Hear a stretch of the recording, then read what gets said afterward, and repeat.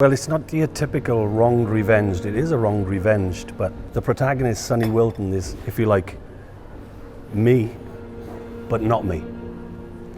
It's where he goes off after a life of abuse.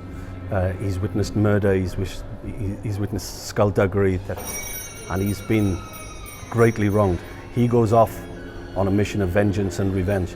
Where I differ from that as I grew older, you know, I have been that child that's hidden under the duvet, or, you know, hidden in the corner, hidden in the wardrobe, thinking about when I grow up I'm going to come back and exact my own revenge.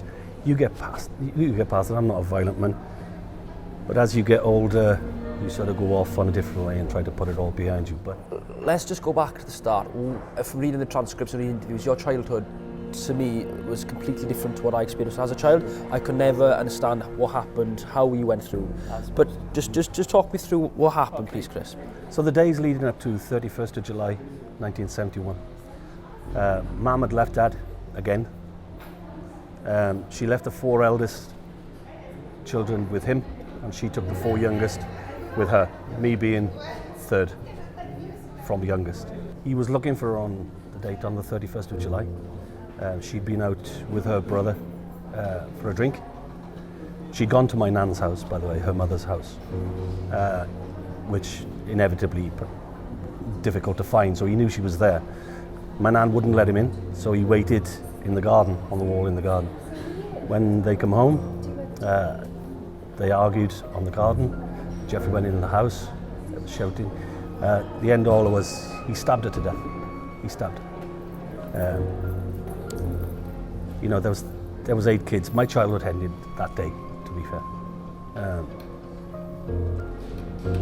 The bitterness I've held for years is he was given a sentence at the time called a crime through passion. I think it's described today as diminished responsibility.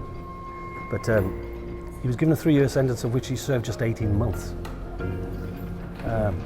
You know, we've all seen these live TV newspaper that people stood outside the steps of court saying that, you know, there was no justice there. I mean, I was 5 years old, but for years I've always said it wasn't enough. I mean, when Mum died, it was the summer holidays, so I was due to start school. So I was passed pillar to post. We went through various relatives, social service. I had a social worker. I have had many social workers up to the age of 16. And when he came out of prison, it was decided by family, not by social services, not by local authority. It was decided by family that I should be with my younger brother.